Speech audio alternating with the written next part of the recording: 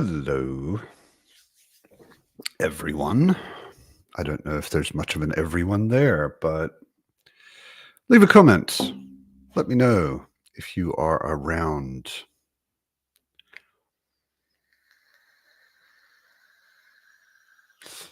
How has your week been? How is your reading going? What are you reading? And so on and so forth. My week was kind of crap again because I was mostly on my back because of gout, which was a pain in the ass. Actually, it was a pain in the toe because that's what gout does, strangely. It just sits in one of my toes. And look, crap. Hello. I just came in to hear you talk about your pain in the ass. Yeah, my pain in my toe. I've had Yeah. gout, a gout attack for about, a bit over a week now, actually. These suck. Like, I don't have them, but I know other people who have them. It also means you need to be careful with what you're drinking on a Sunday pub, right? Yeah. I'm basically completely avoiding alcohol right now because it don't help.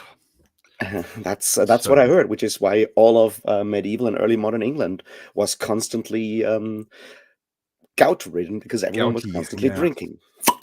Yep, exactly. And the worst thing for it specifically is beer.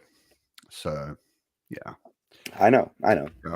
Like Britain, years ago, I Britain. read the diaries of Samuel Pepys, one of those really fascinating people, and because he meticulously notes everything he eats and drinks, you get a very good picture of what people in, like, say, the 1650s and 1660s in London consumed, and it's entire populations of birds and hogsheads full of beer. Constantly. Yeah. Like, everyone is. Yeah, I mean, they drink beer for breakfast, so yeah. You know. Yeah, I mean, to be fair, it's a much weaker beer, like, the small beer and stuff like that. Yeah, small beer for breakfast, but still, it's beer. And yeah, I'm not surprised that tons and tons of people had gout. It makes a lot of sense, true. Hello, Rogue. Hello, Thornall. Hello, Ron. Hello, Jerome. Hello, Oza. Hello, Alicia. Hello, Dee. Hello, Bex. Oh. The usuals are here. Hello, Aaron. Yeah, I couldn't make it last week. I got trapped in Greece. What do you mean trapped? How did you get trapped? So what happened is that I flew to Athens on Wednesday to stay until Sunday for the annual Up the Hammers Heavy Metal Festival. Watch some Sirith Ungol, watch some Eternal Champion, watch some Visigoth, all very nerdy bands that constantly sing about fantasy novels. And, and name themselves after fantasy novels or things in fantasy novels anyway. Oh yeah, all of them. So very happy there, and my plan was to fly back on Sunday.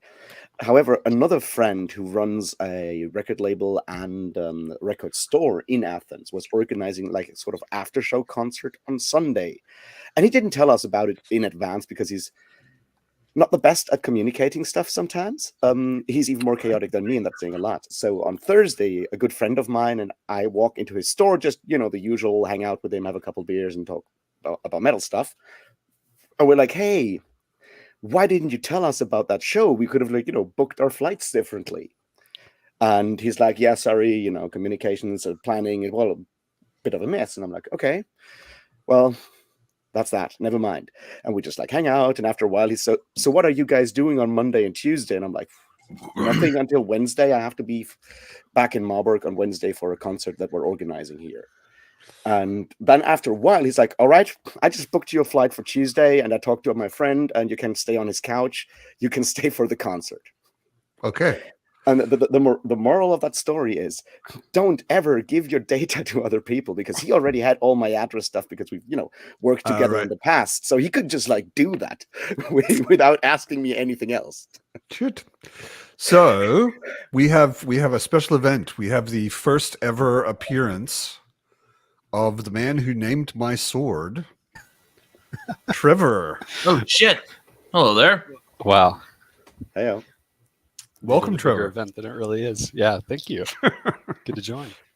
Yeah, you're usually someone who, like every Sunday pub on Monday, Yeah. I get a comment on YouTube when you watch the recording. So you're always someone who can't even watch on Sundays, and now Yeah. you're actually here on screen. Welcome. Well, we've been moving, hence the blurred boxes behind. Right. Okay. Yeah. Wasn't So, sure what those were, but A little bit more time. yeah, cool. Trying Good to to keep see it you. mysterious. Yeah. Good to put a face to the name. Yeah, absolutely.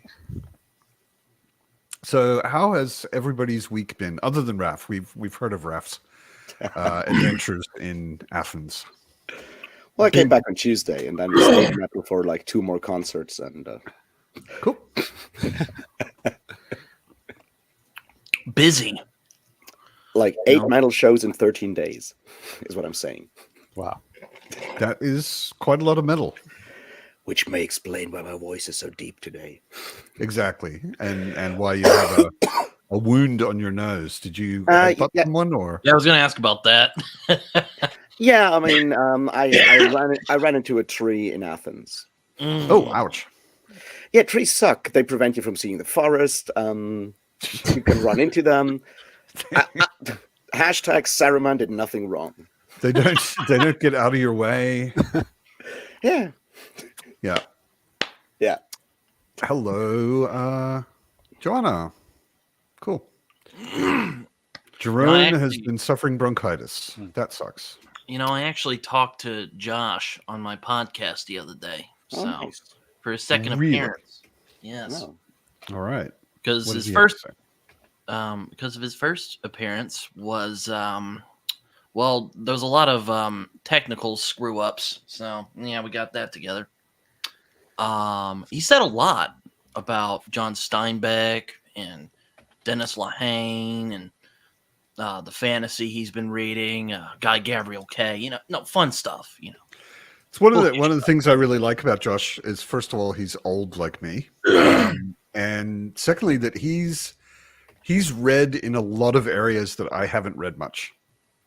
So, Also, we talked about lots of crime and detective fiction and more literary stuff. Also, some of the literary stuff that I really like Murakami, he also is into. But nice.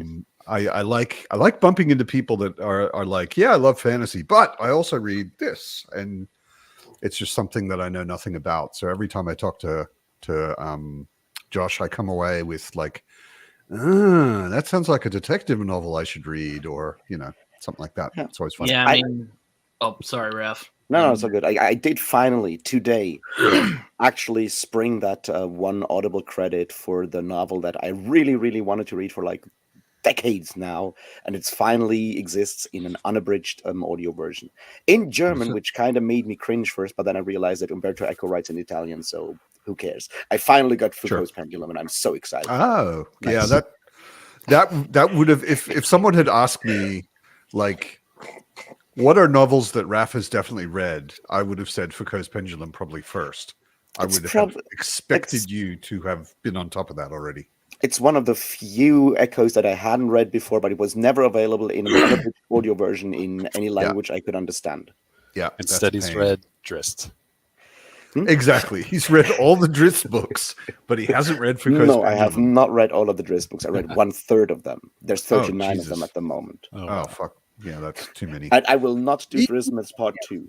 A wild Evie has appeared, and she's going to give us the good word about the spear cuts through water, and maybe Gormenghast if we're lucky. I've been noticing lately, Britain, like, you cannot give Evie shit about the spear unless you shut the fuck up about Black Panther, Red, whatever it is.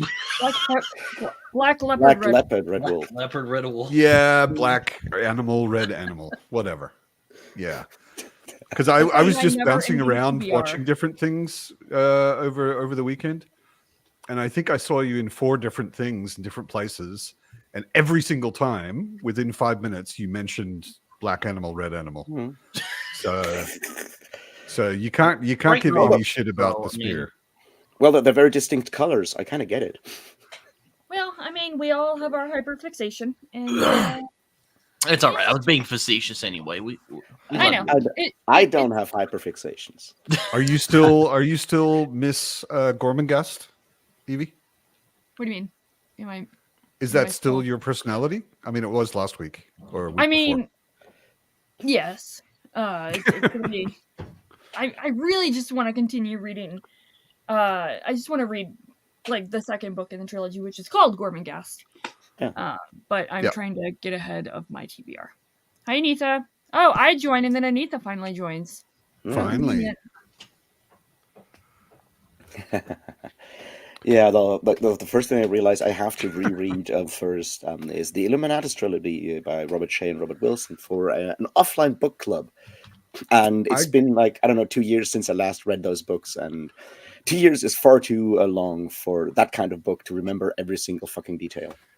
Yes, I read those when I was in university, I think. So it's been quite a while. And similar things like, sort of similar things like Thomas Pynchon. Yeah, and, you know, And technically, Foucault's pendulum also kind of falls into that category, right? yeah. I mean, like there is some sort of bizarre conspiracy behind everything. Books, you know. So yeah, it's something that I'm very much enamored with, and I've read the Illuminatus trilogy like, I don't know, 4 or 5 times by now, but it's, you know, Right. it's also highly entertaining. Yeah. I remember lots of bizarre stuff and conspiracies that were hard to keep track of. Yeah, and when you ever start looking into like the people that are mentioned there, and it's not necessarily the bizarrest stuff that is actually invented. No. A lot of it comes from real. What about you, Trevor? Are you still progressing in Malazan? I convinced Trevor to read Malazan, It's and true. Trevor has been texting me on and off during his journey. You're in Deadhouse Gates now, or I finished. Yeah, You finished. Okay. that was so much of a gut punch. I needed to take a little bit of a break. So Understandable. yeah, Look, Malik Rel did nothing wrong. I like. There are few people I want to punch more in the throat in Malazan than Malik Rel. Have you read God is Not Willing? I haven't gotten to any of the other than Knight of Knives. I haven't read anything outside the 10. But I know that Esselmont and Erickson both outside of the 10 are going to relativize everybody I hate. So I wouldn't say relativize. Let's just say that certain people have qualities that can be beneficial to, say, ruling a large empire. yeah. Don't worry, Brian. My attitude with spoilers is always, if I'm talking about something that you aren't going to understand unless you've read it, and I'm not describing a plot point, then it's not really a spoiler. Saying the name Malik Rel isn't a spoiler. well, here's something that would have been helpful for me is actually about the publication. Yeah. The trade paperbacks are insane to find. I got Gardens of the Moon. It was fine. And then Deadhouse Gates was like kind of tricky. It like disappeared off Amazon and I kind of had to hunt for it and I got it. So I was like, okay, good. Like whatever. Maybe they were printing some or something. Memories of Ice, part of the delay was it just like doesn't exist in new trade paperback. It exists in like $200 used trade paperback. Yeah. There's really a very, very aggressive market in Malazan out of print books. Yeah. Because there is a very small market in print books because there's not that many of them. Which is weird to me. Yeah. You think they keep at least paperbacks, right? Actually, in Europe, I found it not at all difficult, but I could only get the mass markets. Yeah. I couldn't get the trades at all. And then if you look at my Malazan shelf, I got all of the 10 in mass market, but then it goes whoop. And then like a lot of the later ones are sort of like, you know, the novels of the Malazan Empire by Esselmont and the God is Not Willing and Carcanas and all of those. They're all sort of different size trade paperbacks, which is awesome. I love it.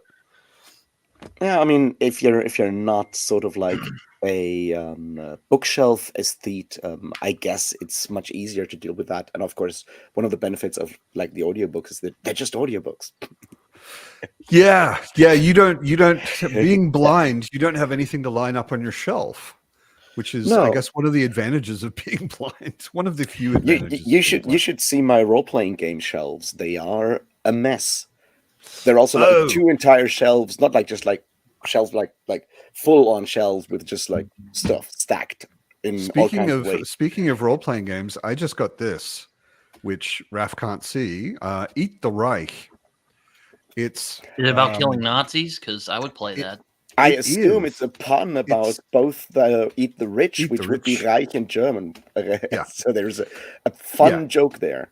Yeah, it is good wordplay. Mm-hmm. Basically, it's a game where you play vampires who are working for the Allied forces. You get coffin dropped into the middle of occupied Paris in 1943, and your mission is drink all of Hitler's blood. God. Wow, that's great. Oh man, that Yeah. sounds incredibly pulpy. That should be really fun. It's super pulpy, and it's got the system, like the dice rolling Yeah. and the rules and everything. The system is actually designed to be very Okay, so actiony, it over has the a top specific. pulpy. It has its own system, and it's not just like a setting Yeah. for Savage Worlds or something like that. No. It's got its own system called the Havoc. I think it's called the Havoc system. Okay, cool. And it's a really fast and very narrative, pulpy, over the top description oriented kind of system. Which publisher And has done it? Rowan Rook and Deckard. If you know Spire, have you ever heard of Spire? By name, yeah. That's the biggest game they did. Okay. And they do all sorts of weird games. Like Spire is a fantasy game where you play dark elves who live in a city that is this unbelievably huge tower. Like each layer of the tower has its own weather. Like it's that big. But it's occupied by the high elves, who are extremely cruel and enslave dark elves. And you play the dark elf resistance. So you're basically playing Dark Elf Insurgency in the Books of Babel, from what I understand. Kind of, yeah. And I have not read the Books of Babel, and I even don't intend to. I just remember that part. The Spire, which is this big city, doesn't have anything in common with the Tower and the Tower of Babel in the books at all. But it's just full of all sorts of crazy weirdness, and ends up being very pulpy and bizarre. Yeah, that's their biggest game. Okay. And the guy who created the publishing company, Grant Howitt, he sort of got a lot of attention by writing one-page RPGs, one-page role-playing games. So he would just write stuff down that fit on a page, all of the rules, everything you need to know. And one of them called Honey Heist, where you play I love that one. bears who are trying to steal honey. Now you've got my attention. Yeah, then that is the most famous one he did, but he also did one I really like called Dr. Magnet Hands, where you play totally bizarre superheroes, which is very cool.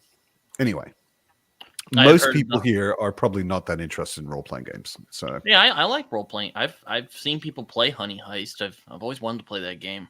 Sounds like something I would enjoy. Honey Heist is fun. Yeah. It's totally silly. It's a good game to play when you're drunk. Put it that way. That's funny you mentioned that. I was joking yesterday with some friends of mine about what would drunk D&D be like. Yeah, I'm curious.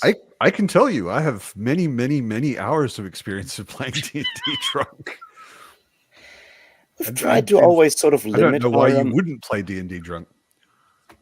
Like, depending on what, like, we've always tried to limit the drinking during at least longer sessions, because it can be a bit of an issue, especially when you start the next time and everyone's like, so what did we do last time? What were we doing? Which is already hard enough when you're sober. Yeah. That's a fair point. That's true. Jerome is reading the same thing I'm reading. Howling Dark by Christopher Rocchio. It's good. I flew through Empire of Silence, the first book, and I decided to read the novella in between. There's sort of a book 1.5 called The Lesser Devil. So how Fading Suns like is it? Not at all. In fact, the thing it reminds me the most of is Star Wars. Okay, yeah.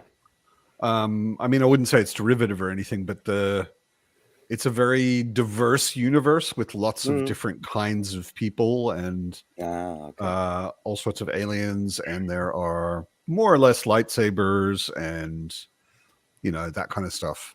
Okay. But it's got a basically evil Inquisition church kind of thing going on, and yeah, it's good. I'm enjoying it.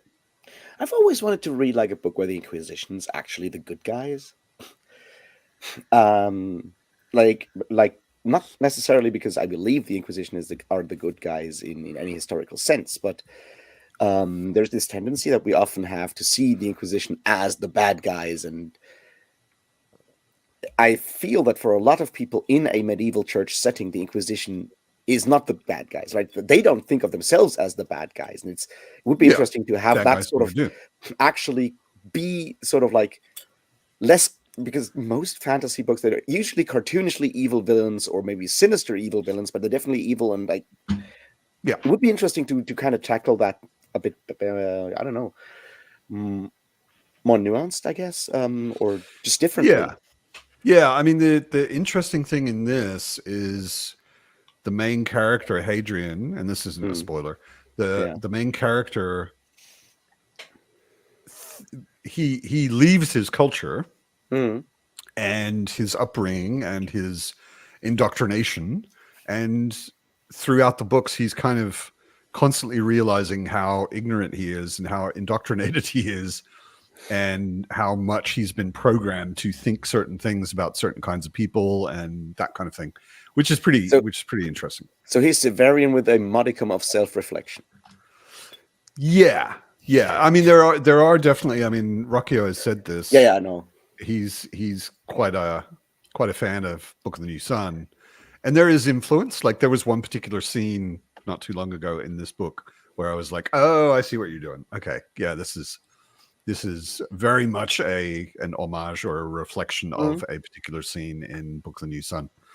So yeah, there is a lot of similarity in a way with him and Severian, and the framing narrative is the same basically as Book of the New Sun.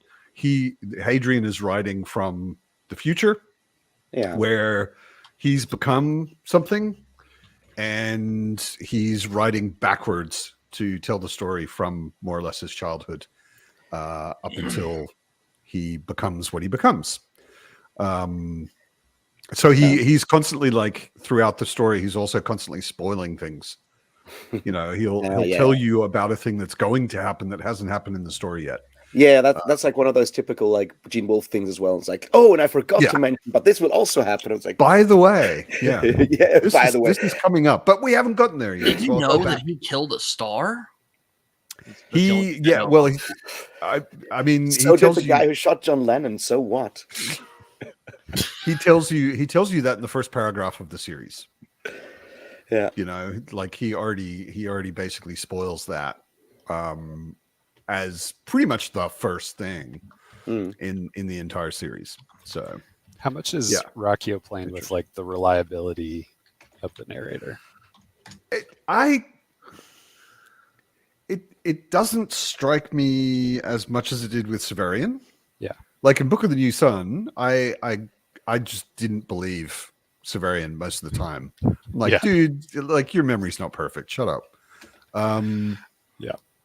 And so far with this, I mean, it's a different. First of all, it's a different position. Like Severian, right at the beginning that Severian becomes essentially the emperor. He becomes the autarch, and he's writing how he got there. So you expect it to be propaganda in a way.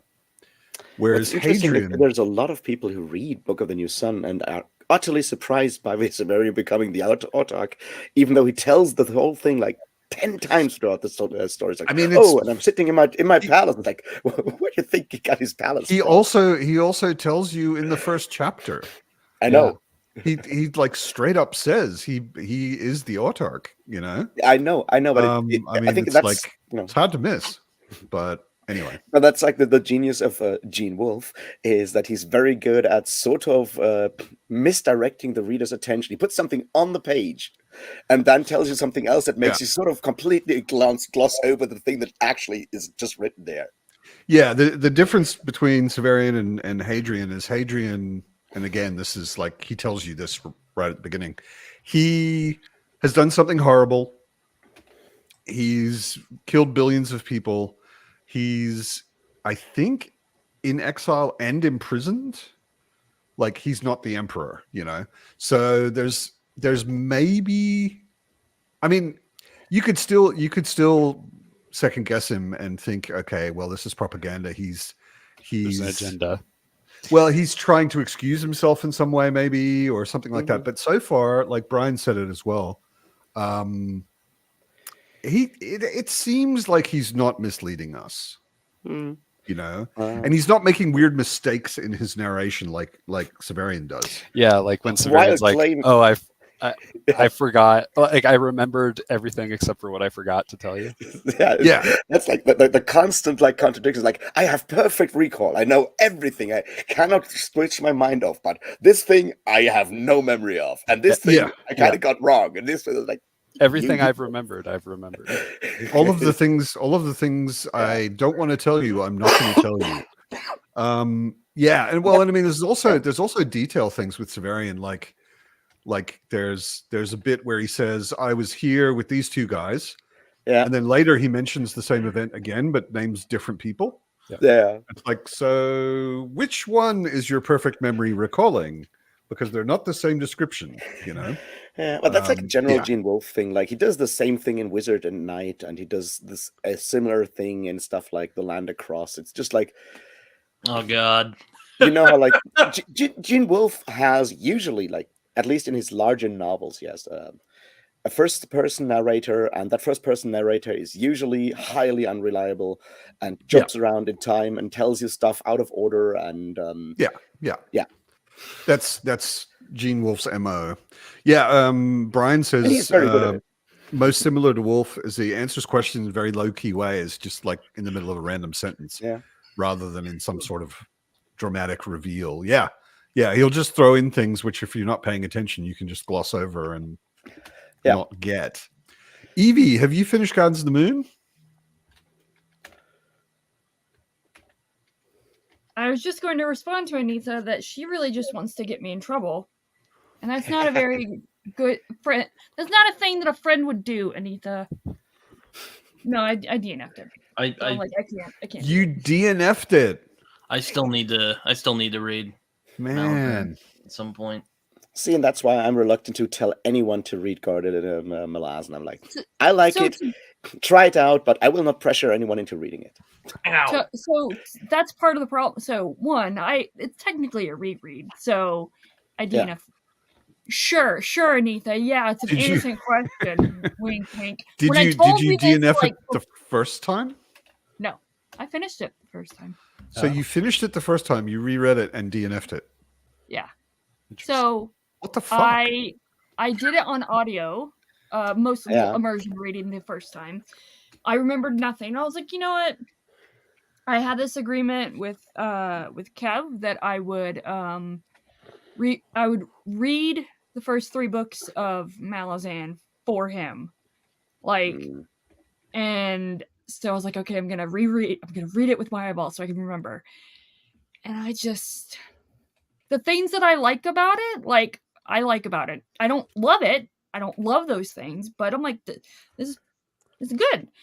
But there are just things about it that really frustrate me in Erickson's writing, and apparently there are reasons for my frustrations. And when I ask someone to spoil it for me, like, what are these reasons supposed to be? I'm like, this really? Okay. What is your frustration? Just It's the point of view hopping, which is inherently by itself not the frustrating part. Yeah. It's that he will switch from one point of view in a scene Mhm. as an example, and this is not like a spoiler or anything like that. So in one scene, Talk the Younger is at a dinner with the Mm. High Fist, Yeah. Shrin, and Yeah, I Tattershail and know. stuff like The Yeah. dinner that. scene. And Talk I the know which one you Younger, mean. yeah, mentions that there's the mention of shared a look with Tattershail. Yeah. And that by itself, I'm like, okay, whatever, it's fine. But then later in that same point of view, we get Talk the Younger explaining, as if from Tattershail's perspective, like her Mhm. like her feeling about it. I'm like, this just doesn't make, like, it's very frustrating and it just pulls me out of the story completely. And that happened frequently enough that I'm just like, I can't do it. That was just Right. one reason why, but Okay. that's the biggest one, I Yeah. think. All right. Yeah, I mean that's So still there's a lot a of head stylistic hopping? choice. That's the stylistic choice of because Erickson often kind of mixes dialogue with inner monologue and stuff like that. So it's sometimes difficult to understand. Is Talk thinking to himself or is he explaining to someone else? And yeah, he does that a lot, and it can be frustrating if you know. Yeah. Yeah, I totally understand that, and that will not get better. No, yeah, and that doesn't change. so as someone asked me, Pete specifically, he's like, so the real reason why you DNF'd it is because he doesn't know how to ride horses. I was like, listen, that was the straw that broke the camel's back. So I saw But your that's an comment interesting about him thing, not because riding horses. in the well. first book, there's very few horses, though. yeah, but he writes There- about riding horses, and There he are gets it some. completely wrong. Talk rides a horse quite a bit. Yeah, there are, however, in I think which one is it? In Memories of Ice, he does write about horses, and he gets horses right there, or at least horse riding, right. Not so much the horse behavior, but like the way a lot of people get trained to ride horses. I don't know anything No, about very horses, so weird. I never noticed. But Evie's a horse expert, and she was pretty disappointed with in Gardens of the Moon. I saw your highlighted sentence, and I was like, I don't understand what's wrong with that, but I don't know anything about horses. I would Sorry, have you- to. you- I would have You to don't reread that. squeeze your knees around a horse's shoulders to settle them down. That will do one, that's physically impossible, and two, because you're riding the won't- horse wrong no. if that's the case, and You're sitting two, way too far you're just forward. you're gonna do the completely opposite. Yeah, it and will you're not gonna make the piss horse happy. off. Right. So, anyways, okay. All right. Yeah, I agree. That is not necessarily how I would calm down a horse either. They're fantasy horses. Don't call them horses. They're different in We're in, back to Gene Wolfe and the Malazan the new world. son. What's that? We're back to Gene Wolfe. It's just a different kind of horse. We call him a horse, but it's not actually a horse. Oh yeah. Well, that's true. Gene Wolfe's horses are absolutely, definitely, completely not horses. Yeah, I though. know. I'm just They That is they one have of those claws. fucked up things that you only realize halfway through the book. Yeah, That you his just gloss destrier over. eats flesh and has apparently claws and possibly sharp teeth. Yeah, and maybe even feathers. Like Possibly they're, even feathers. Yeah. There was a vague mention of something where I was like, do they actually have feathers? They're totally not horses. Yeah. So they're like ostriches. I mean, they have 4 legs and you can ride them, so not that much like ostriches. I don't but- even know if they have 4 legs, actually. They might just be riding huge they're- terror birds. I have no idea. There may not be any specific description of them having 4 legs. You're right. But that's the thing. Yeah. He never actually calls them horse. What he does is call them a destrier or other terminology for different types of war horses. So you assume it's a horse if you look up what a destrier or a courser and so forth is. Yeah. But it could just be like. But huge, then they like- claw someone to death. Yeah. Like, wait a sec. That's a pretty weird horse.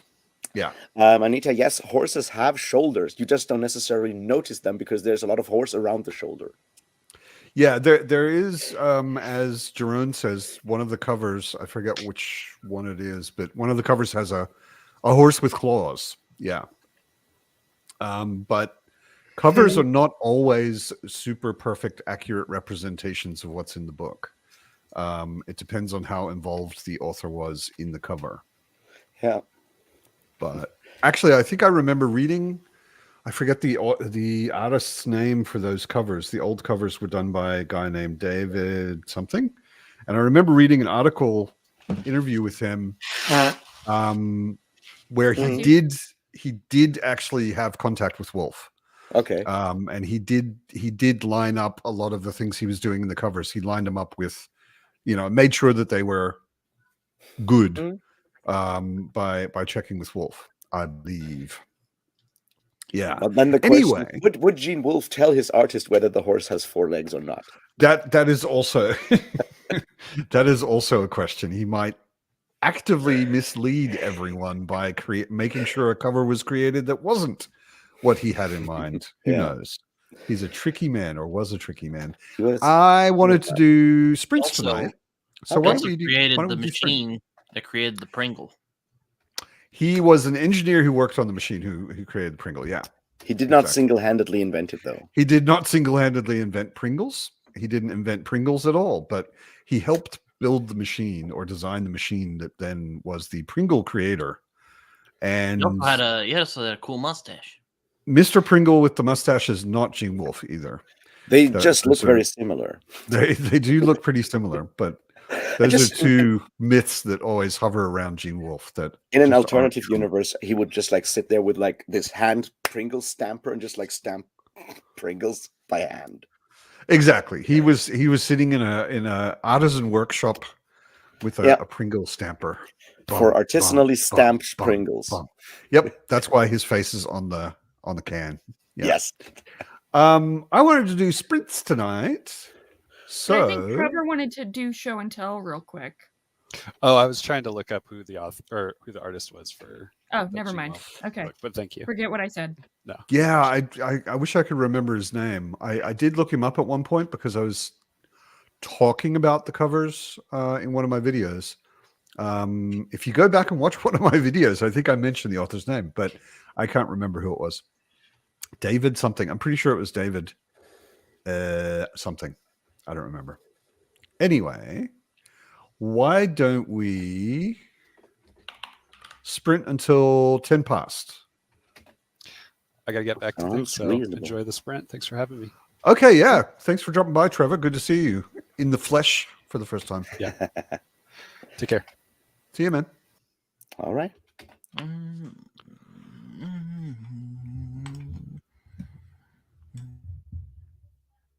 Don't forget to mute yourself.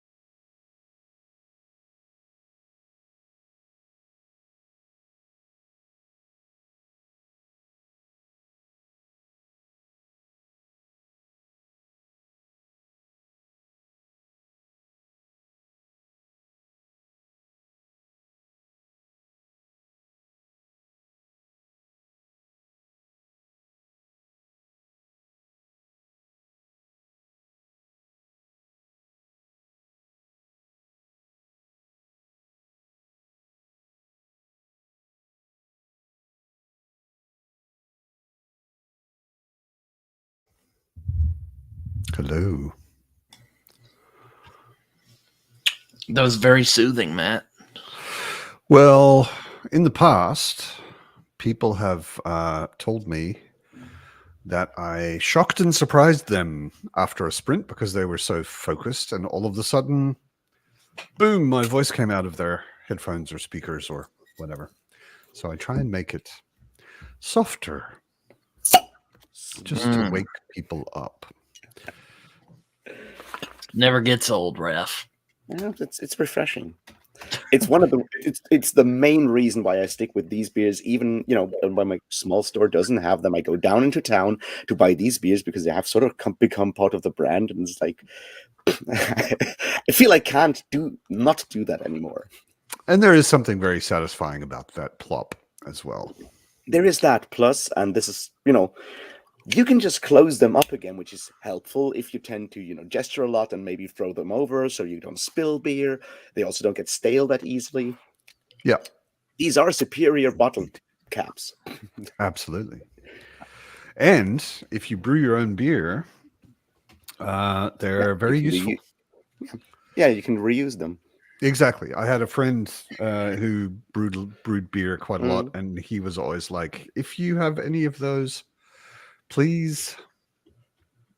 Is there like an English type name for these?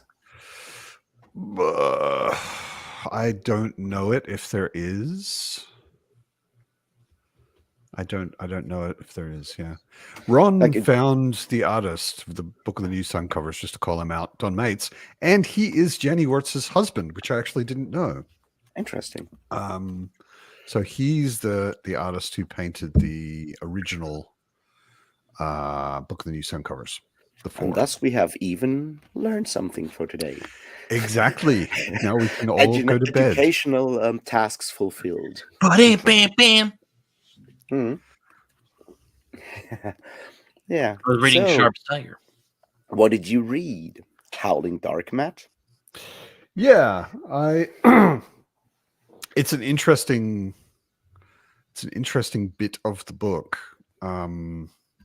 The first book, most of it, pretty much all of it, takes place inside the Empire where Hadrian was born and raised. And in the second book, he leaves the Empire. I don't think it's any big spoiler to say any of that. He leaves the Empire and goes to a very, very strange place where there are lots of very, very strange people. And some horror-y elements, sort of. Yeah. Things become very creepy, at least. I don't know if I'd full on say it's... I like that. Reading Sharp's Tiger.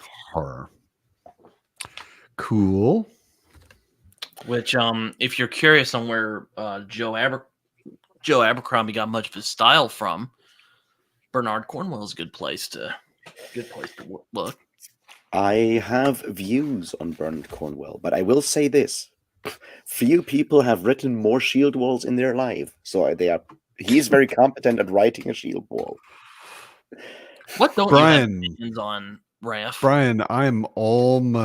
Brian's just asking me how far I am in Howling Dark. I am almost at about 50%, I would say. They are at Vorgossus. Just, I won't say any more than that, but yeah. Only issue with the Sharp book so far is the chapters are freaking long. But isn't Sharp basically a Flashman without the humor? That's what I've heard. I haven't read Flashman, though. Flashman's really cool.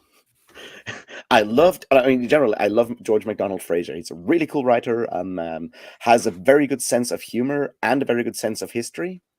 There's some stuff that I really want to read, like, is it called Black Atlas? Which is Darko. It's Darko. What's up, people? Welcome, man. Glad you can make it. Are you there? Me too. Good to see Doing you. good. How's everybody? Pretty good. Surviving Good. or recovering, depending on what you want to say. Yeah. Yeah, my gout is finally, like, the last couple of days, it's been like, oh yeah, it still hurts, but it's not that bad. So yeah, it's slowly going away. which is Oh, good to hear. Yeah, that's extremely Gout is no good. joke. No, it's a massive annoyance. The stupidest thing about it is I like it's not like being sick, you know? Like I feel totally fine as long as I don't walk. And if I just Which you sit need to with my do. foot up, it's not a big deal. And then I stand up and I'm like, oh, that's right. I forgot. Yeah, I am a gout sufferer at the moment. How annoying. I can relate. I can relate all Yeah. too well. Yeah. Yeah. So, I have feel you like tried the cherry juice? Yeah. I've been drinking cherry juice. I mean, it's always hard to tell whether something like that is actually doing anything because it's not like, you know, if I take ibuprofen, an hour later it hurts less. So I know that ibuprofen is making it hurt less.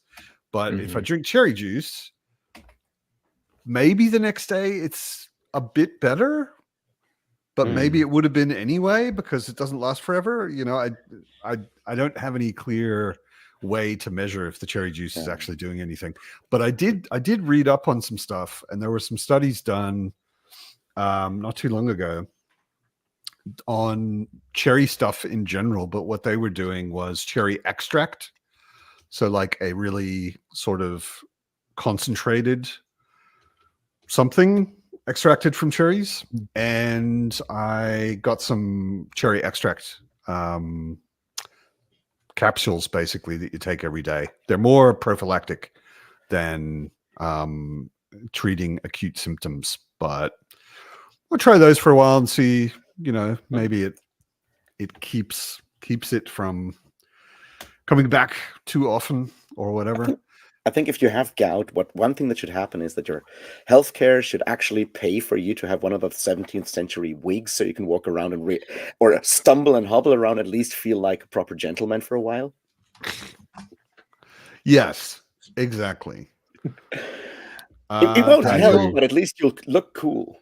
Daniel, I'm not sure if you would be super into the cherry juice because actually the cherry juice that's meant to help is the tart cherry juice.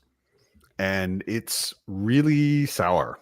I mean, you don't just drink it straight. I've been mixing it with water, but it's still pretty sour. So yeah. Does Ron. Dr. Pepper help? I don't know because I'm in Germany where we don't have Dr. Pepper. You can probably get it somewhere. Germany's but... no fun then because Dr. Pepper's great.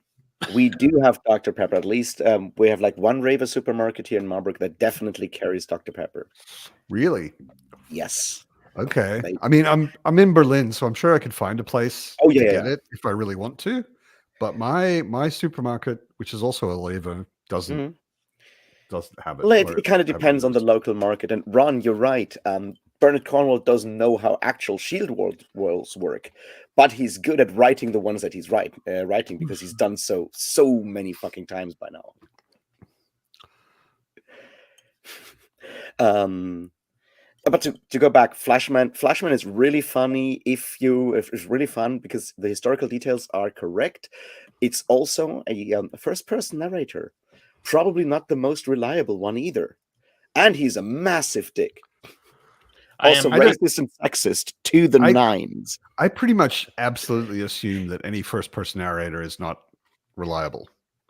Yeah, of course, because they are not. Every person is not reliable. You know, like we're all biased and have our agendas and our things we like and don't like and whatever. You know. Yeah. So. Yeah. Have you read Flashman, Matt? I have not. I've wanted to. I have a friend who really loves that series. George R. Martin is a huge fan as well. Okay. Kept praising it forever, which is why I started reading Flashman. I really enjoyed it. As I like, it's the 19th century British soldier of sort of lower nobility, and he's constantly doing all the things that would get him cancelled today.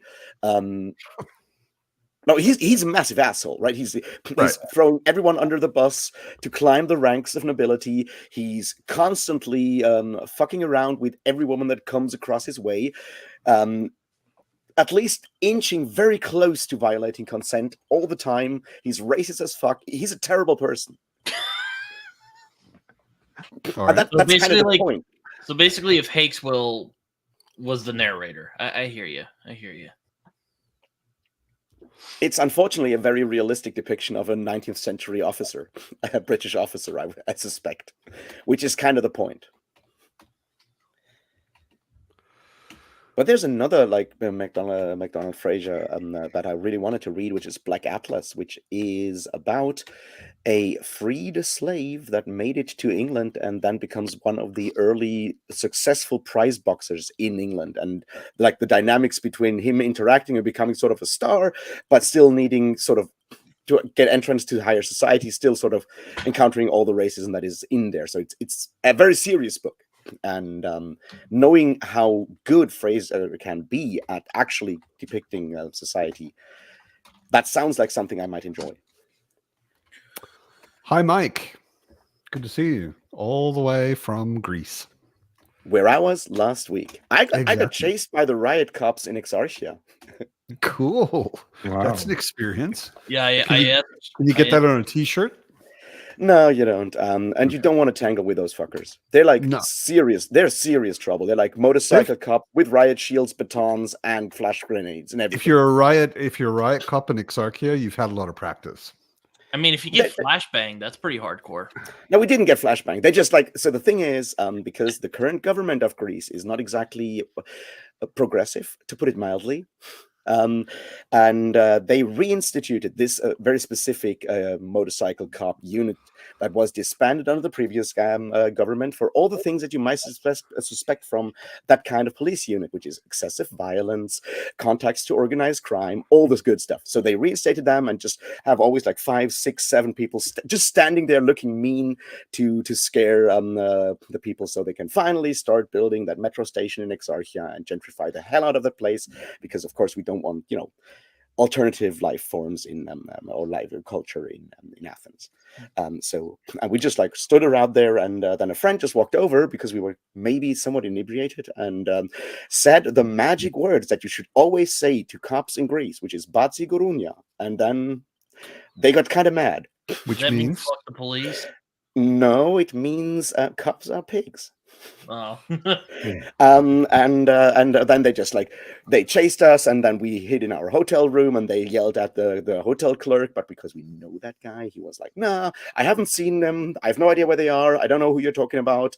And then we left through like a back door and had to walk all around the block the other way around while they were still in the lobby, so we could go into the club that was around the corner where the concert was and hide there from the cops. And it was a thing. so what you're saying is you poked the bear and it tried to bite you. Yeah, exactly. Yeah, fair enough. That's kind of the point. And I didn't even poke the bear. My friend poked the bear, but because it's Greece and there's not that many long-haired blonde dudes standing around, it was kind of a pattern recognition issue. So when you're running from the police, are you basically being dragged along by friends who can see? Yes. Yeah. I was hoping so. Like, that's how you get a wound on your nose if you're not doing that, I guess. So you were like running from the cops and you just ran right smack into a tree. Is that how it happened, Raph? Is that what you're telling us?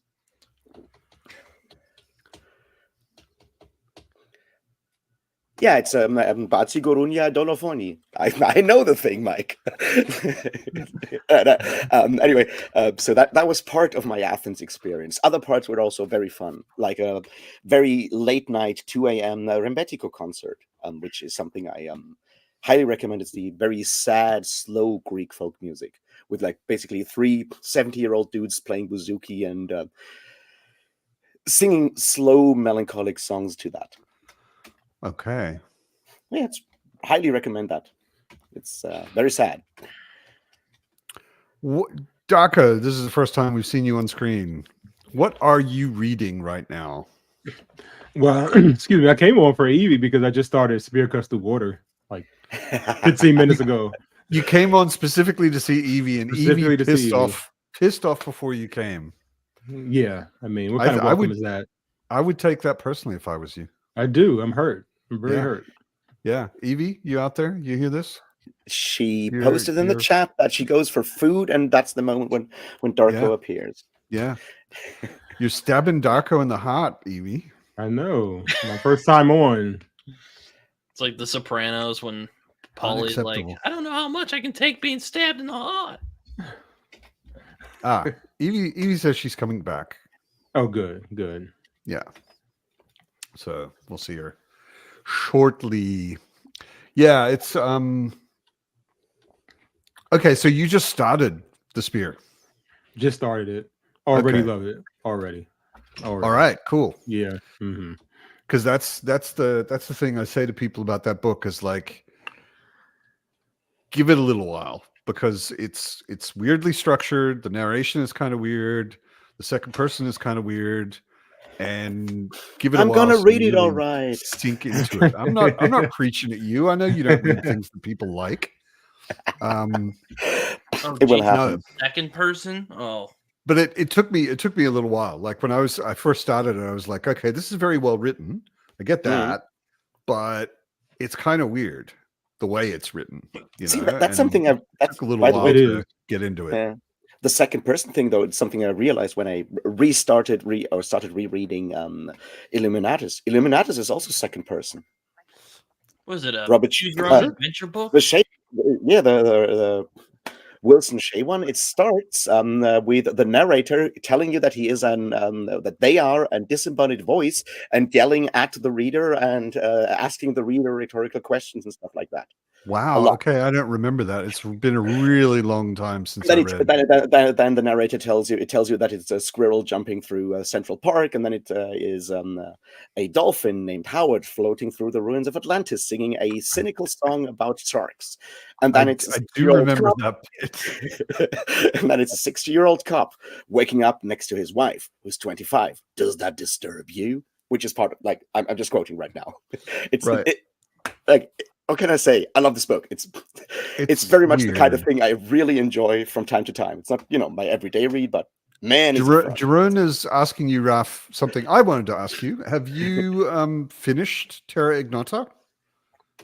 Or he's asking. I have if you've not. read I am books 3 and 4. I'm currently in the Will to Battle, because what with Athens being Athens, I did not exactly have a lot of time to read, and Terra Ignota is not the kind of thing you can easily, you switch on the audiobook after 3 hours of sleep in the airplane, and you maybe get through the first 10 minutes of a chapter, and then you wake up in Frankfurt and have to figure out how to get through that fucking strike. Yeah. So it's something I have to get back to, but I will go back to the gym tomorrow. And going to the gym usually means 2 hours of audiobook, and cool. That will get me much further along with the Will to Battle. So I expect it to be done on Tuesday. Are you gonna make a video about it? So here's the thing. Here's the thing. Tell us the thing. I will. What's the thing? It's something I always say in German as well. It's like the thing is, but here's the thing.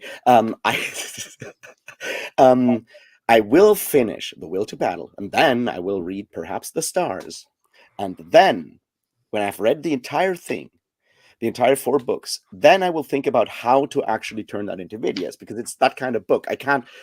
Like, you don't need me to give you a spoiler-free review of these books, which will just be like, go read the fucking thing. It's great. They're really good. Read them. I already made my apology video on that subject. Yeah.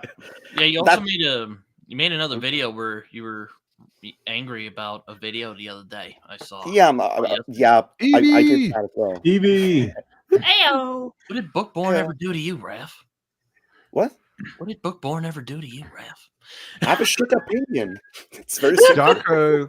Darko finally listened to you, Evie. Finally listened to you and has started the spear. And is already loving it. Yeah, I mean, Simon can write. I did hear that when I was watching downstairs while I was eating food. So I was like, yes. Yeah.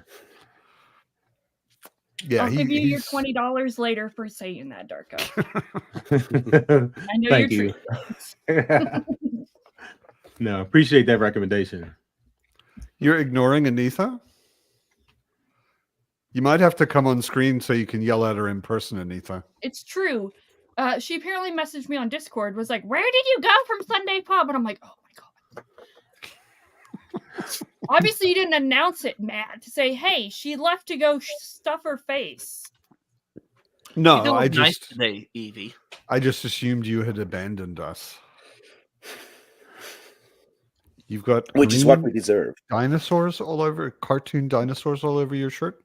Rugrats, excuse me. This is Reptar from the children's Nickelodeon show, Rugrats. Yeah, Reminders. I watch so many children's Nickelodeon shows. I should have known that.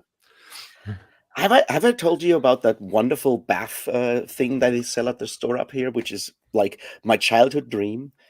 So they have these Bath green thing? they have these green eggs of bath foam, and you throw them in the bath, and then they bubble and bubble and bubble. And in the center of that egg is a small plastic dinosaur to play with, and there's 10 different ones that you can get. Okay. And it makes me incredibly happy. I prefer Kinder eggs because at least then you've got lots of chocolate to eat before you get to your toy. I'm not that much of a chocolate fan, but I also just like the fact that you can see the bubbles and the soap sort of slowly boil off, and then the dinosaur slowly comes out of that egg is just like very satisfying in a way. Okay. I have no idea what you're talking about. I've never heard of those things, but I wasn't a kid in Germany, so. No, they didn't have those when I was a kid either. We just discovered them like a couple of weeks ago, and now my flatmate and me are very huge fans, and probably also cleaner than we have been in a long time.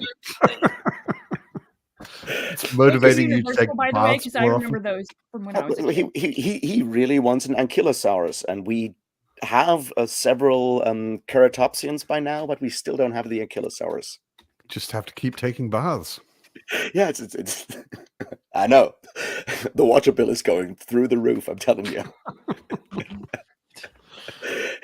I'm not a parent. I don't plan to be a parent, but I think it's a very cool concept as a child's bath play thing as well. Super cool. I would have been totally into this.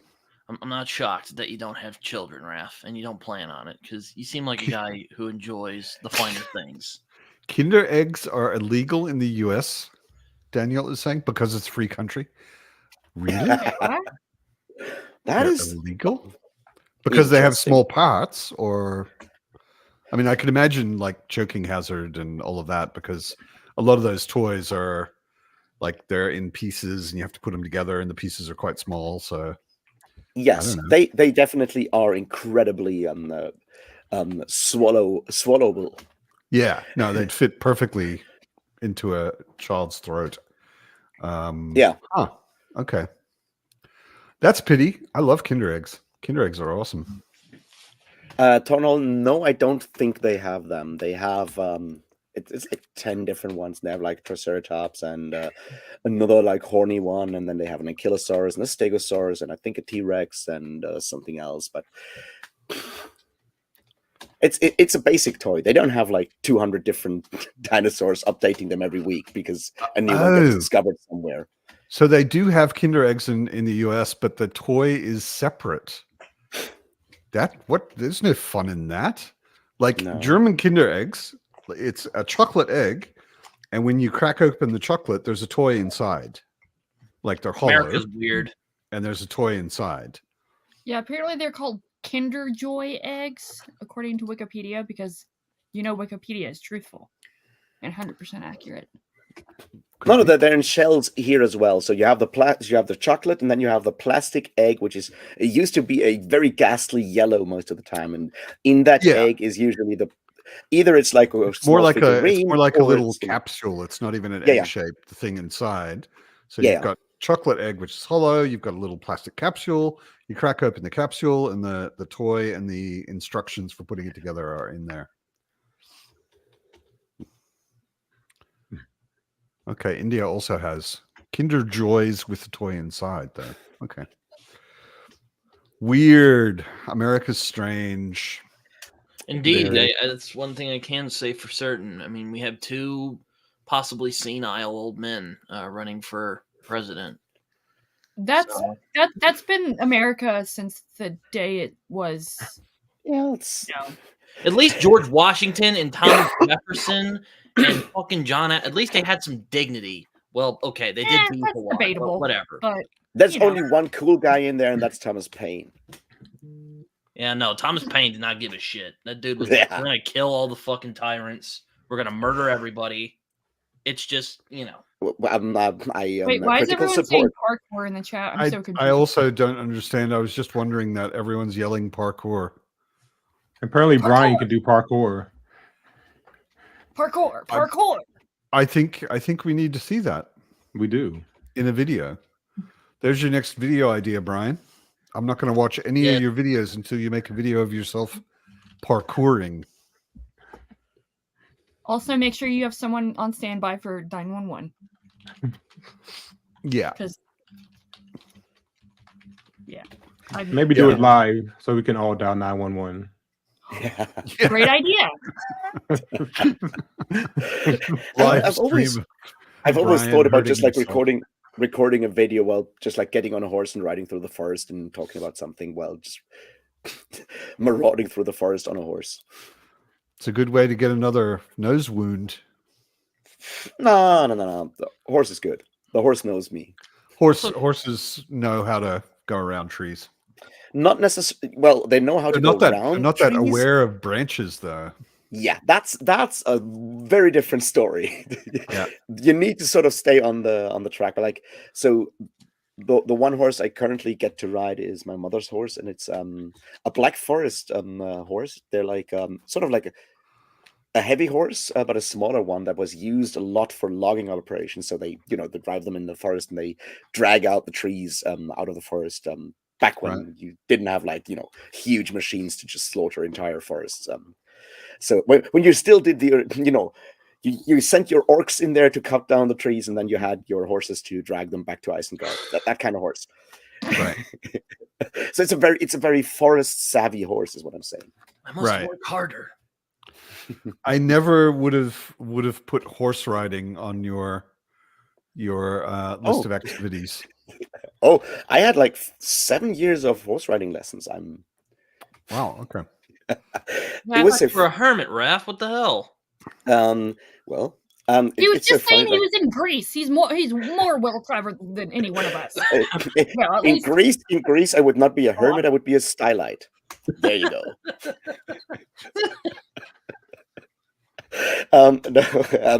It's just like funny.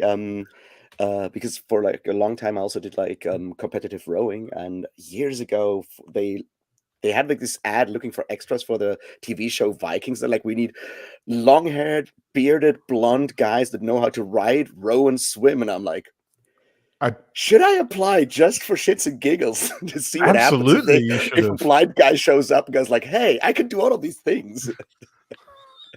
I can't see, but I can ride and row and everything. I was about to say Evie. I thought Matt was the most well-traveled out of all of us. I mean, I had him on my podcast, and he was telling me a lot about his adventures. I'm like, wow. I've traveled a fair bit. That's true. I've been to a lot of places, and lived in 4 different countries.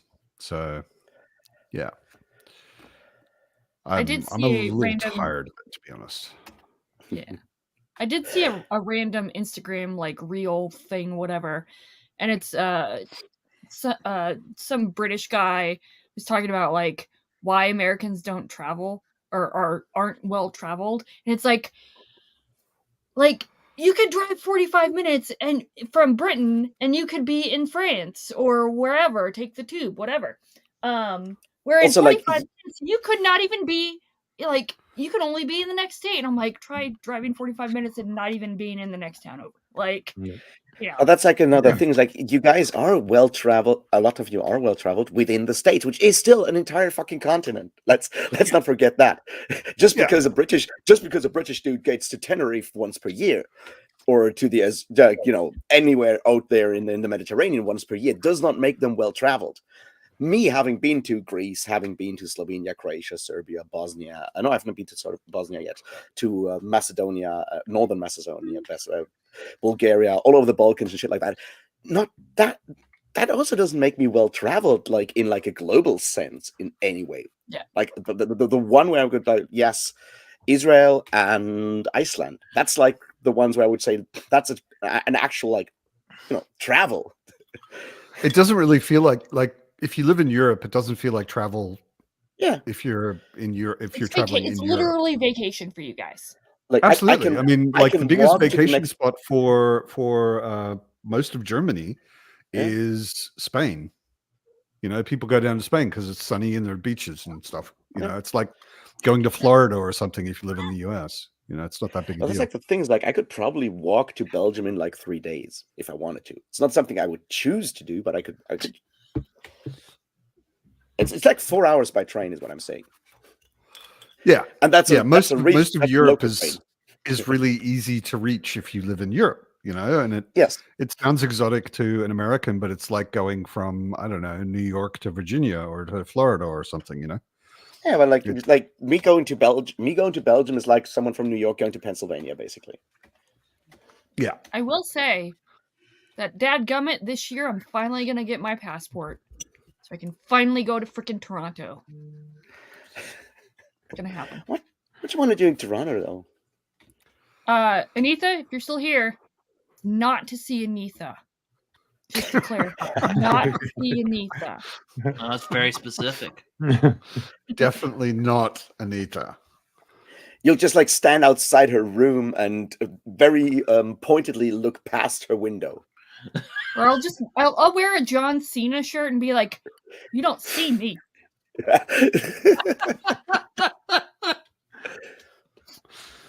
Uh-huh. Yeah, no, But yeah, my in all seriousness, going to Toronto to see her and also see Sarah Reeds because she's finally gonna get off that island of Newfoundland and go to Toronto for the Taylor Swift concert.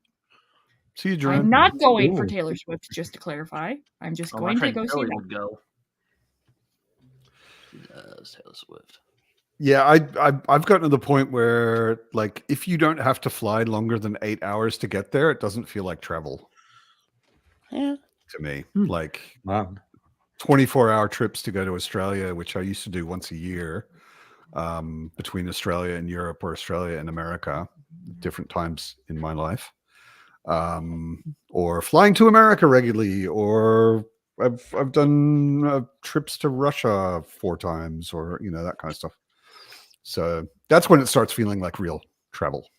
Matt, your channel is Yes. now on a list in the US because you mentioned traveling to Russia. All right, cool.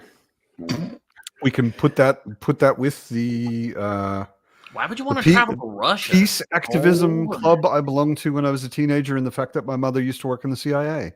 I'm on all the Vladimir lists. he's kind of an asshole. I mean, like I would not want to go to Russia. I'm just saying. Russia is I becoming can more tell you something dangerous about Vladimir Putin in Russia. When you go there, you are very unlikely to meet him. Well, I That imagine. is true. That is It's true. actually a pretty amazing country, and I think some right now really you have to wonderful be people. cold. Yeah. It Russia is can be really great, cold. It depending can on where you also go. be completely hot. It can be extremely hot in the summer. Like you It's go like to your Sochi seasons. and down to the Black Sea. It's totally warm there. Yeah, no, like as hot as in Australia in the summer in Yeah. some places. Like Poland has a fucking desert. The first time I was there, it was winter. It was the Yeah. middle of winter, and damn, it was cold. It was really Yeah. cold. Like that was the first time I'd ever encountered weather where I was like, "Oh, this could kill me." The good old Like continental I climate. could just die because of weather. Look, Germany and Napoleon tried to invade Russia, and the weather defeated both of them. Okay.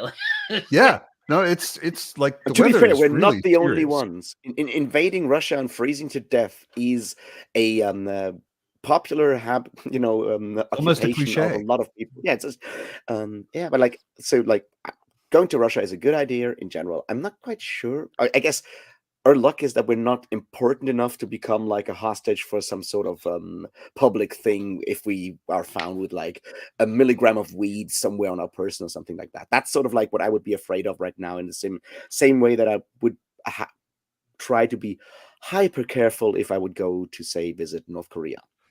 I don't Bad- know if bad I ever way to would have smoke weed. gone to Russia and traveled around if I didn't have Russian friends. Yeah, Like yeah, I had a group of Russians that I was traveling with, and yeah. That makes a lot I of was things much more staying easy. with people, and they knew who to bribe when, and corruption is crazy there. So we got stopped by the cops for no reason other than give me a bribe. And they gave him a bribe and said the right things, and we were on our way. No big deal. And if you don't give them a bribe, they will just make your life uncomfortable. It's not like you're going to end up in a gulag somewhere in Siberia or anything, but they'll slow you down. They'll make sure that you don't get where you're going. They'll just make your life kind of annoying. Knowing the language, and even better, having local friends will help a lot. And Britain, at least you're not an authoritarian state yet. Yeah.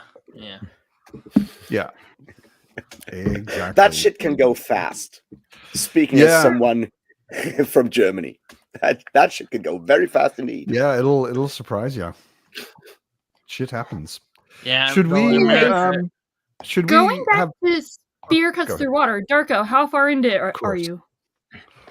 Like 15 pages. Okay, cool. Yeah. Speaking of reading, shall we Yeah. have another sprint, perhaps? Shall we show what we call the will to battle? Shan't we? So until 1:15, and enjoy your read.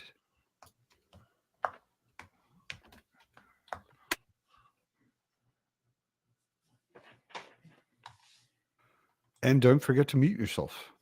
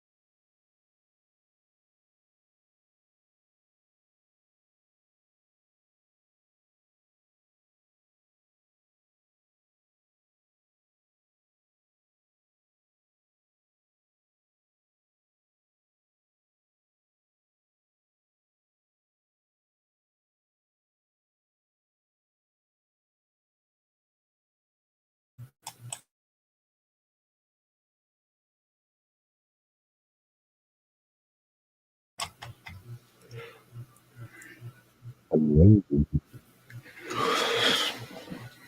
making ambient noises there, Matt? Not ambient noises. Highway Cavalier. I saw the Hermitage Museum in Peter. St. Petersburg is one of the most impressive cities I've ever been in. Just because they had unpleasant rulers in the past who pumped a lot of money into the city. There are like gold domes all over the city, like really plated with gold. And the Hermitage is crazy. It's St. one of Petersburg, the city that has like the there's buildings with like onion domes. Yes.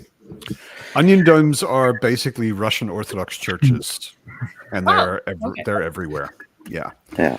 But there's also like the famous one that you always see is in Red Square in Moscow. Yeah, that's part of the Kremlin complex, I think. Exactly. It's not actually a church, but you see those onion domes all over the place because it's just architecturally how churches are done. Technically, you see them in Bavaria and some churches as well. Yeah. Oh, okay. Oh, Evie, I have something for you. I hope you'll appreciate what I'm doing. Oh no. See this? It is water. See this? It's a pointed stick, and the spear cuts through water. I'm sorry. Love it. I think the most shocking thing about that actually is just watching Raph drink water. Well, I put so much water in it that I wanted to take some of it off before I start spilling it. Dornall Well, if asks, that's the closest I will ever get to Raph actually reading Spear Cuts Through Water, I'll take it. So I'll get Raph there. has It's a already on spear my that cuts phone. through water. But I have a spear that cuts through water, and I have one on my phone. yeah, Thornell asked what's the longest series you guys have ever read. For me, it would be Realm of the Elderlings, even though I haven't finished it completely. I've read 13 books of it, so that's quite a lot. I am hesitant because I'm always struggling with calling Discworld a series, but I have read all Discworld novels numerous times, and that's like 41 of them. I think that counts. It's not exactly a series, but it's a lot of books, and they're all in the same It world. would be Wheel of Time, and I'm not sure I can live with that. No, I'd have to ban you from the pub. I tend to be really picky with long series. Harry Potter, maybe. Game of Harry Thrones. Potter's not long. 7 books. It's 7 books. That's a good amount. Yeah, but that's not I mean, long. it really depends on what you mean by a series, right? Like I've read all the Malazan novels by Erickson and Esselman, so in that shared world, I've read Wow. something like All 30 of them? novels. That's I've read 25 or 27 books That's now? 10 Malazan Book of the Fallen, 9 novels of the Malazan Empire, 4 Path to Ascendancy, and 2 Carcanas novels so far. And The God Is Not Willing. So Yeah, it's a that's lot. 7, 9, 16, 26, I Yeah. think. Unless I've missed something right now, which is possible. It may be Realm of the Elderlings for me too, or Dresden Files. Like between those two. Yeah. Highway Cavalier, that is a very good question, and it really depends on what your intentions with Discworld are. I'm thinking of reading Guards first. Sorry, I didn't mean to interrupt you there, Rev. All right, so here's my ill-considered Discworld opinion as someone who is not the internet leading Discworld authority. I would say if your goal is to read all of them anyway, then I would go in publication order because it will give you the best experience overall because you can see an author grow with his creation, change over time. As the author changes, as his concerns change, the books change. And that's a very unique experience. You can't get that directly with a lot of other authors because Terry Pratchett always puts a lot of Pratchett in his books, the same way Stephen Erickson's always puts a lot of Stephen Erickson in his books. So that's the first version. If you're like, I just want to see if Discworld could be something for me at all. There's a couple of standalones that are not tied to any sub-series that might be a good approach, and then you can just like pick whichever works for you. And then there's also like, what are your interests? Like there is obviously the Night Watch series, which is if you're like into sort of like crime, police procedural stuff like that, that is a good sub-series. If you're more interested in questions of gender and gender roles, then going with the Witch series is a good idea. If you like questions of mortality following Death and his granddaughter might be a good idea. Now, since you are a Highway Cavalier, and I know you like Pagan Altar, maybe Soul Music, which is the first book with Death's granddaughter in it, might be a good start because it's Discworld, but it's also very much about rock and roll and has a shit ton of rock band jokes in there. I personally think for a standalone, probably Small Gods is the best way to go. For later ones, or like if you're into more like if you have children or want to read to children, then following the Tiffany Aking's children's slowly moving up to YA books are a good option. If you're into like say media and the press and newspapers, then The Truth is a good option, which starts sort of a new series but is also very much a standalone. If you just want to have, you know, silliness and a lot of parodies of different fantasy genres and stuff like that, then following the Rincewind sub-series might be a good idea. That's for starters. So decide what you want from Discworld and then we can talk. I am not not in any way a Discworld expert, and I've read far fewer than Raph, but I decided to start with Guards. After listening, I think, to Alan talk about. Alan always says Guards. And a lot of people go with Guards because it's sort of around that time in Discworld publication order where Pratchett focuses more on one plot versus having a lot of like asides about specific topics and jokes. So the plot becomes more significant than just making fun of one specific topic, basically. And there's a few of those. The Witch series is the other one that goes, and for reasons that may be connected to dudes being dudes, following the City Watch is more appealing to a lot of male readers than following a group of witches. And I'm just saying this, not judging, but I've noticed that a lot of dudes go like start with Guards, and a lot of female readers go like start with Weird Sisters. Right. Yeah, I mean, I think the main thing for me was a lot of people, even real Pratchett fans, said that reading them in publication order at the beginning, they're not that great. Like Brian just said, he DNF'd Color of Magic twice, but loved Gods.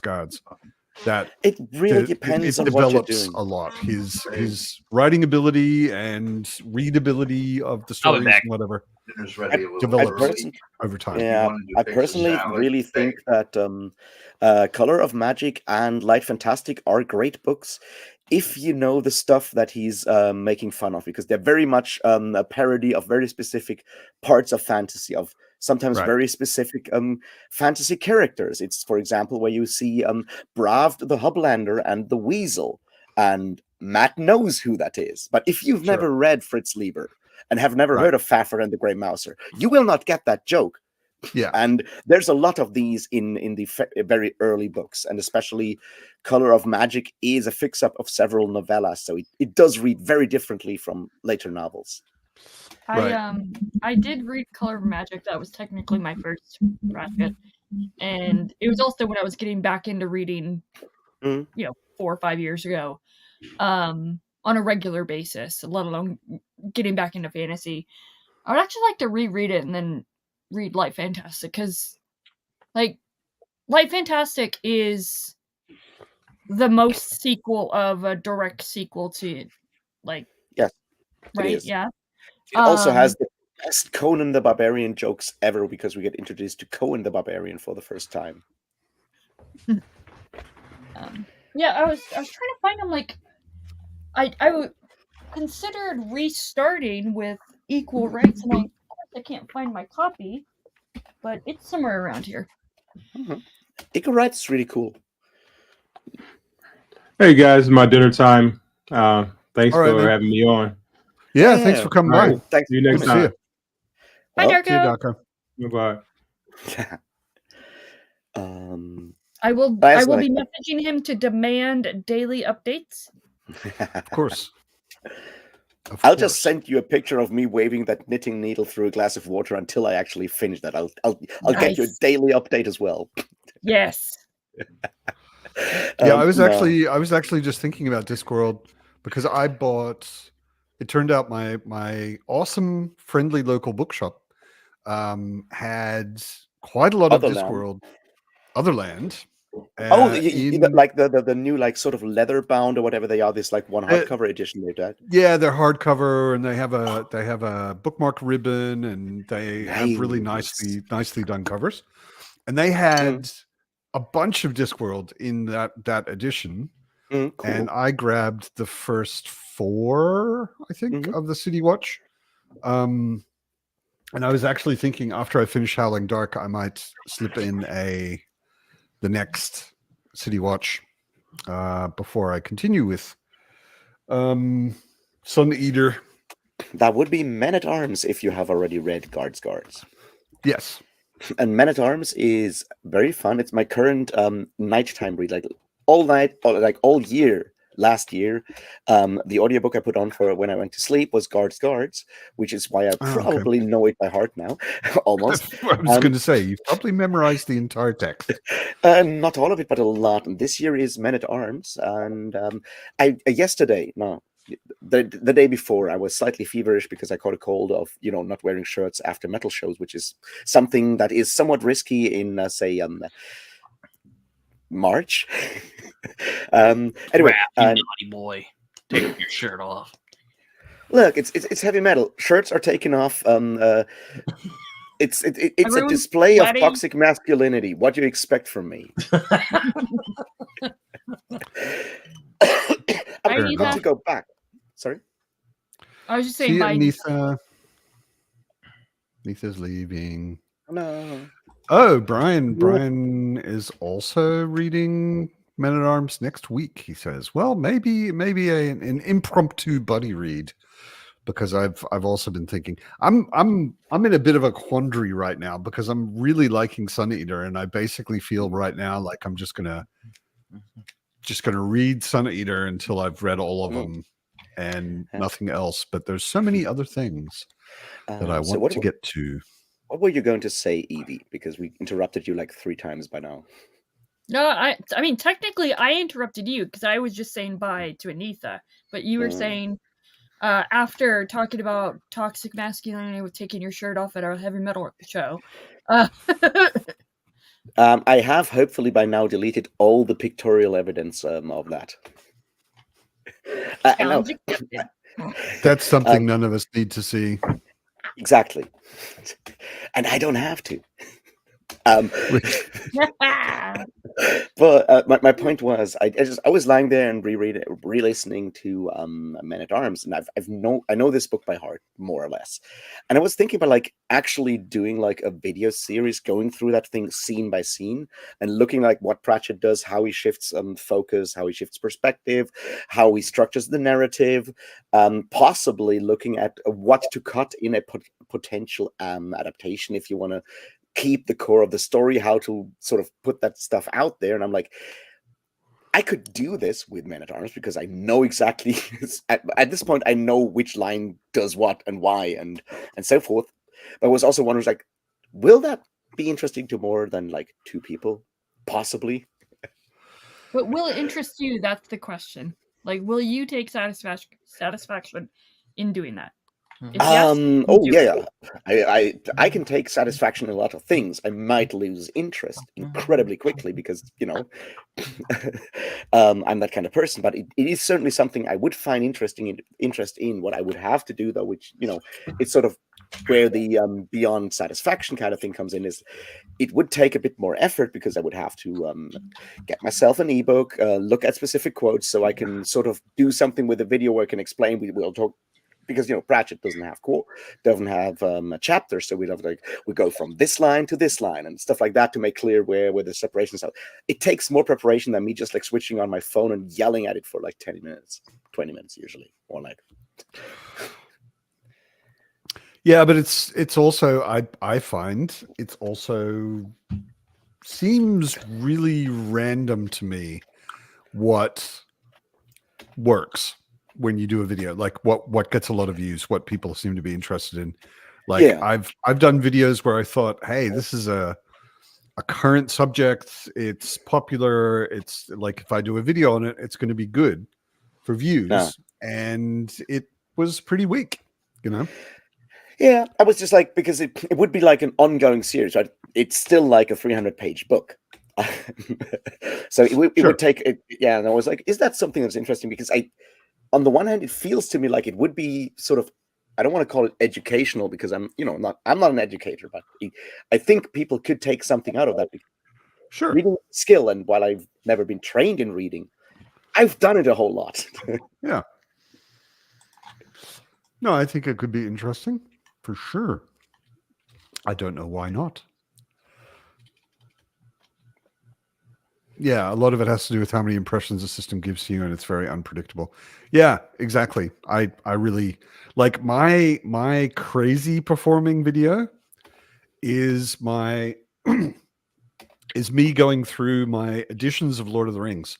Not even talking about the story or anything, but just these are because I sort of collect. I have like 1.5 meters of Tolkien books in different editions and stuff, and I just went through them and showed them and talked about them a little bit and gave the details.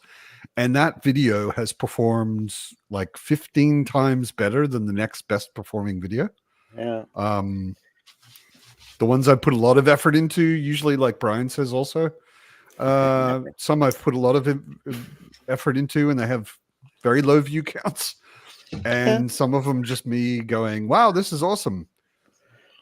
Got kind of popular. Yeah. Like there's no relation. Like the thing I did last year on Arthur has like 600 views, which is less views than I read pages to talk about this by a long shot. Yeah. Which reminds me, when you talk about Lord of the Rings, did you stop reading, or did you just stop vlogging and just decided to read the rest of it in like one go, or did it just like got sunny like so many things? I stopped vlogging and Vlogging? finished Vlogging is a different thing. Vlogging. Okay. I heard vlogging, and that's a different thing, Matt. Yeah, it's a problem think that's because appropriate for the internet. Yeah, at least this side of the internet. A V in German is pronounced like an F in English. So it was just my brain shorting out. Most of the time, sometimes a V. Most of the time, yeah. A V. Yeah, but it's I did finish Two Towers, so I didn't stop reading. Okay. Not at all. I just stopped vlogging, and we'll continue with Return of the King at some point. But Sun Eater has kind of interrupted everything I thought I was going to be reading for the next month or two, probably. Yeah. But we'll see. Top 10 floggings in fantasy. That's a good question. Exactly. That would be a popular video. That would be a Tiger. very popular video. I assume there will be a lot of military fantasy in there because for whatever reason. All right. Daniel Robert said they're Cole. all from Wheel of Time. Wheel of Time does not necessarily flog. It does mostly spank, and there's a difference. And if you don't know that, I'll refer you to a proper kink education.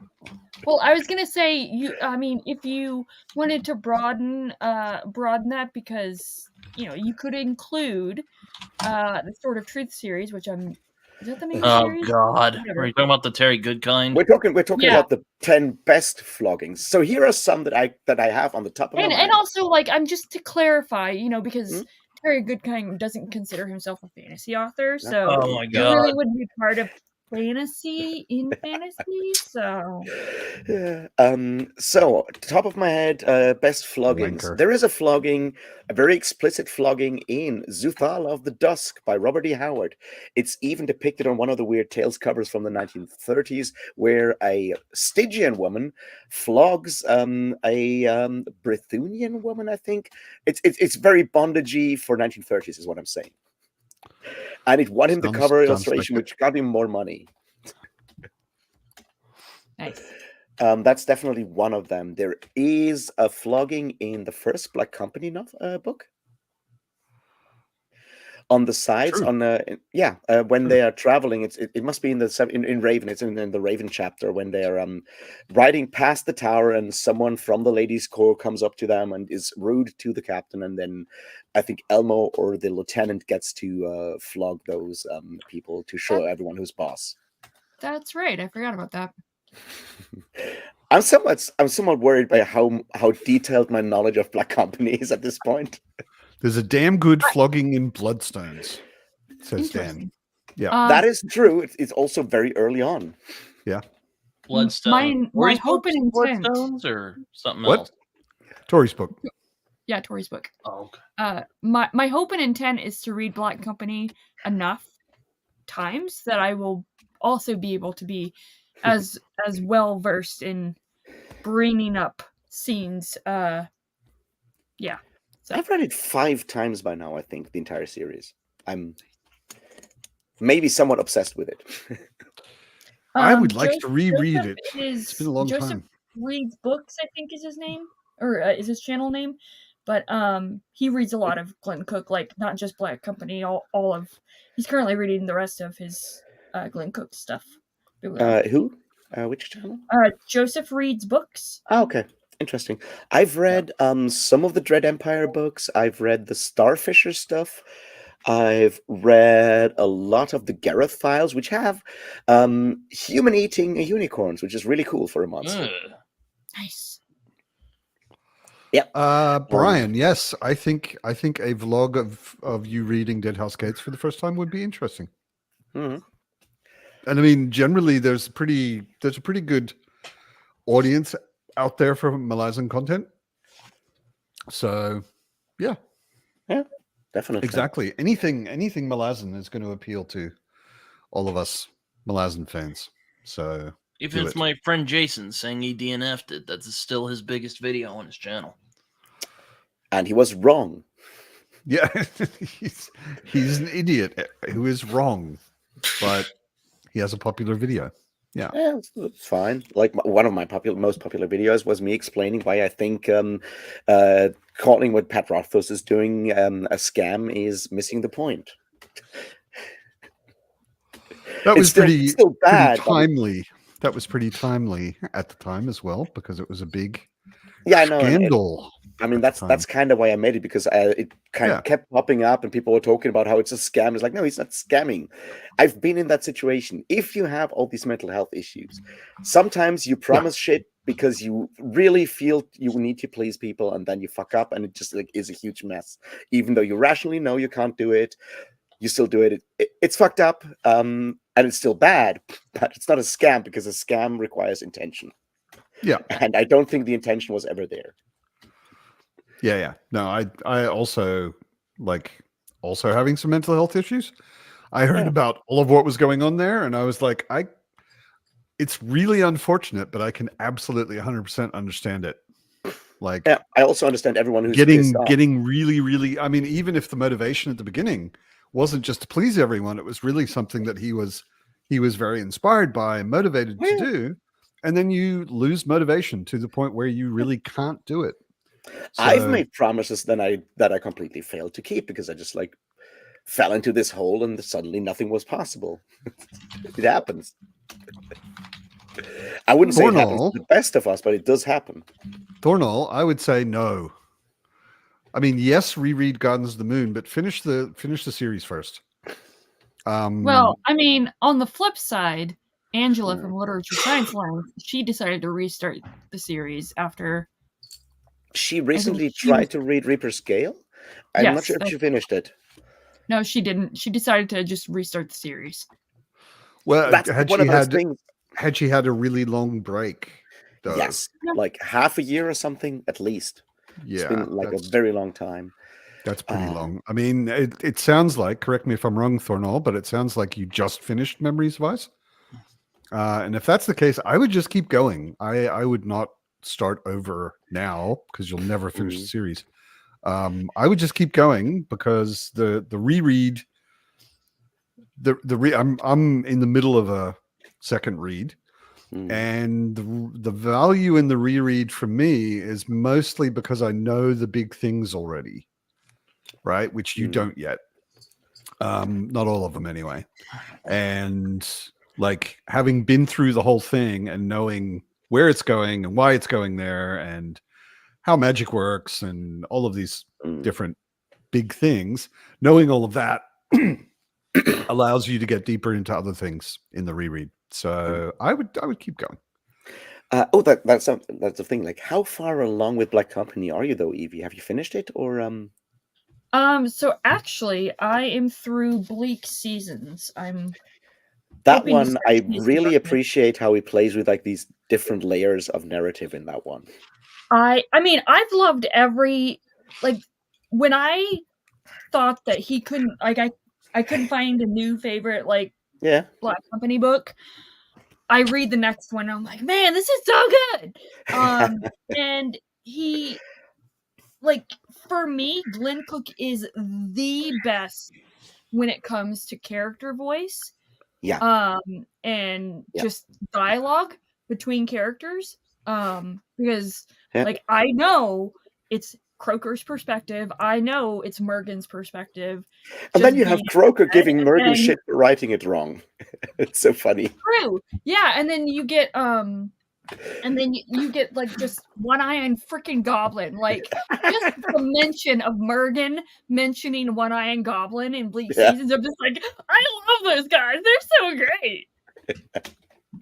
Yeah, it's so good. You're making me want to reread Black Company. And I never finished all of it. In fact, I think when I was reading it, because it was years ago, all of it wasn't there yet. Oh, really? Yeah. This is another Realm of the Elderling situation, Matt. Come on. Yeah. The only option is to wait until people finish things before you start reading them. And I'm not one of those people. I think those people are kind of dumb. Which Elderlings book are you up to now? I know you said 13. I finished 20 Men. So I need to next up is Rainwilds. Yeah, that's like the Realm of the Elderlings. I'm the same. As like I read the Farseers, and then I read Life Ship Traders, and then I got stuck because the next one, I think the 20 Men were just coming out at the time, and then I just kind of lost track and I didn't do anything. But here's the claim, and I'll just say this right now, and once you're done, you can yell at me and argue with me. But I would argue that at its core, the Chronicles of the Black Company are a 9 or 10, depending on whether you read them or count the Silver Spike or not, volume love story. The core is a love story. Yeah, because love stories. You know what? This is another reason why you should read The Spear Cuts Through Water, Raph, because The Spear Cuts Through Water is also a love story to its blade into bone, to quote the text, but. Already, yes, I would agree that Black Company is definitely a love story, not just romantic. It's also a warning against writing fan fiction. Yeah, but just the relationships that all the company has with one another is just. And that's another thing that I love so much about it. It's like how good Cook is at describing any form of relationship, whether it's romantic or not, but because a lot of his romantic relationships are sort of like older people, and I love romance that is not just two 15-year-old kids trying to figure out whether they want to fuck or not, and having like sort of like how do I use this thing? So at least Erickson mostly made fun of that. Yeah, very much. And Erickson is another author where I would say when he's good, at describing romantic relationships, and he's not necessarily always good at it. Like, but when he shines as a writer with romantic relationships when they are established couples that have been around for a long time, and they're having that established sort of matured relationship. That's something you don't necessarily get in fantasy, because most fantasy, like epic fantasy, is afraid of romance. It's afraid of sex. It's rape's fine. Consensual fucking, not so much. Out of context, I'm gonna soundbite that out of context, and I'm gonna use it for blackmail. Yeah. Rape is fine. But no, I totally agree, and I think it's just I mean, to be frank, I think it's a systematic misogyny, like sexism in play, because like what was it? I think it was Laura from Fantasy Awash. She was going through her like fantasy romance era deep dive, and I'm paraphrasing here, but she mentioned something about like, basically just making the observation that like, why is fantasy romance not considered like it's its own thing? It's not considered fantasy, and it is looked down upon or othered by people in the fantasy community because it has romance, or it's written by a woman, or what have you, or all of those things. And I'm like, oh damn, you're right. And from everything that I've heard, like the Throne of Glass books have really great world building. So I would say that, I mean, I've been assuming this because I don't read that kind of stuff much. Anything that anyone's calling fantasy romance or romantasy or whatever, I'm assuming it's primarily about the romance. Like that's the primary sort of driver in the story. That's what the story is mostly about, which is why it doesn't attract me at all, because I'm not interested in reading that kind of stuff. But like a well done romance or relationship that's in a story that isn't just about the romance, I would love to see more of that, you know? Yeah, true. Yeah. Well, Can't we have a well-written romance in a fantasy novel? That would be nice. We can. There are some. There definitely are. I think like a part of it is a historical problem. Like Tolkien is a very very Catholic person, which is why there's no sex in Lord of the Rings.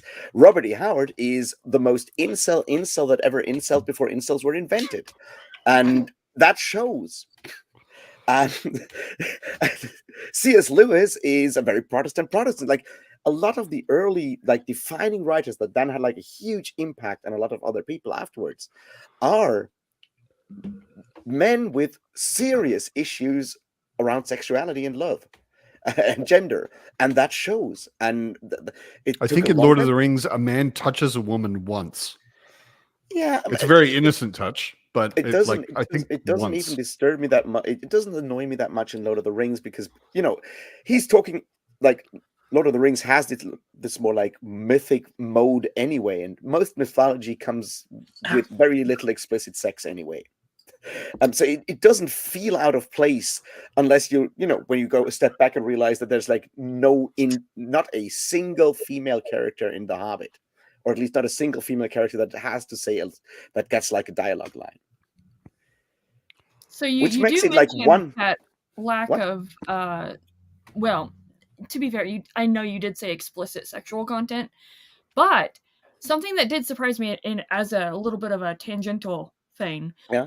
I read Emily Wilson's translation of the Iliad recently. Okay. And how is it? I was so 5 stars, easy 5 stars. It's so accessible. Obviously, that's partly due to the translation. But I did not expect to experience a ancient epic text over 2,000 years old that has such violence, like on the page, never read about like so many times, so much brains being smushed or being, scrambled. That shit's brutal as fuck. Yeah. And then also, like, there's a freaking sex scene between Zeus and Hera. I mean, it's not explicit, but I'm like, holy crap, man, this is awesome. No, Yeah, is they that were the horn first time? dogs back in Was Greece. that the first time you read the Iliad, or just the first time you read this translation? First time I ever read it. Ah, okay. I There's an attempted interesting to read thing. the Fagles one, and he was too like. Obviously, I don't read Greek, so I can't really say much. Or Latin, whatever language it was in. So I can't say anything. But Fagle's translation just seemed unnecessarily poetic, where like it was just too much. Yeah, the Wilson one is a very new one and very explicit, and which is good because it's sort of reducing it back to like what is actually said. Because in a lot of ways, especially like 19th century translations, like the one that my personal arch nemesis Dan Simmons always praises, the Richmond Lattimore ones. The 19th century, because it's very stuck up, especially in 19th century Americans, being incredibly stuck up about how good the Greeks are and how Homer is the best thing ever. Yeah, they polish it up a lot, and it's important to kind of get over that. Yes, Tharnal. Homer really, I'm sure he really appreciates that 5-star review. He's really up and coming. I'm pretty sure he's got the greatest promise. I'm glad I picked for an indie author. Oh man, I can't wait! I can't Yeah. wait for Virgil's Need to- new epic. It's called the Virgil Aeneid. is fan fiction. Virgil is fan fiction. Let's get that straight. The whatever, how you even pronounce that thing Aeneid? in English. Aeneid. Yeah, the Aeneid is just fan fiction. One thing that I Oh, found fan interesting. fiction. There's some good fan fiction, like Yeah, I'm just saying it's but like one thing I found interesting, when if you read you read the Iliad now, it's like the madness of Ajax is an interesting one. There's a second part in the Iliad, like back in a couple of years ago at university, I had seminar on war crimes and the suffering of war in ancient history, and there's a book by I keep forgetting his name. He's a professor, but also a Vietnam veteran, and it's called From Milos to Milai. And he looks at ancient texts for signs of, the things that we now diagnose as stuff like PTSD and other effects of being in war, to show that, this shit has been around forever, which obviously makes sense. And he takes the one thing where that one normal soldier who gets named once speaks up and just gives, I think it's Agamemnon, a lot of shit for being, the dickhead that he is, and he takes the madness of Ajax as signs that yes, PTSD and other mental health issues as a result of excessive violence were definitely there back in these texts, and were not only happened on the battlefield, but were actually encoded in the cultural productions afterwards. And that's something I found really interesting, gave me like a new perspective on the text. To be fair, obviously I'm speaking from a very uneducated standpoint, so this is just, anecdotal, unsupported, just my opinion, much like everything else in society. But anyways, whatever. Humanity has not changed ever. We just have the language and to put words and phrases to these things that have been going on for millennia, since the dawn of time. Like, it's... So you're more down on the Thucydides and Hobbesian side of the discourse in that regard, are you? I don't read philosophy. I don't know what that means. So here's the thing. Thucydides writes the history of the Peloponnesian War, when Sparta and Athens get it on. And I know David Hobbes, right? I think is the philosopher. Thomas Hobbes. The interesting thing is that Thucydides says, like, I'm going to write this shit down so you guys know what happened when it will happen in your time, because of course this shit will repeat. And the interesting thing is that Hobbes is the first translator of Thucydides into English in the 1650s, when he writes Leviathan, which is built on the idea that that human nature is violent, and we need laws to restrict human nature. It's like that whole divide between Hobbes, the more conservative, going like the war of all against all, the homo homini lupus, man is a wolf to each other, to other men, and so forth. and we need laws and the rigid structure of society to keep us from being dickheads to each other. And you have the more optimistic side with people like Rousseau and others that go like, we have a state of nature and everything was fine, and then we built a society and society fucked us up. Those are like the two main narratives. There are, of course, others, but these are the main narratives. And it's interesting that maybe possibly because he started translating thinkers like Thucydides, who are not, not necessarily the mainstream, but not also the one true opinion of ancient Greece at the time. By translating those, that Thucydides has that impact on Hobbes, and kind of pushes Hobbes further to that sort of more conservative idea or more negative image of humanity, because he spends a shit ton of time as a young person translating Thucydides and the Peloponnesian War, and then the British Civil War happens, and we all know what happened there. Well, Also, there's been a couple of British civil wars. No, we're talking about. There is one. The British Civil War is one particular. The 1640s one. Parliament against Charles I. Charles I gets what he deserves. Thomas. The one John Milton was involved in.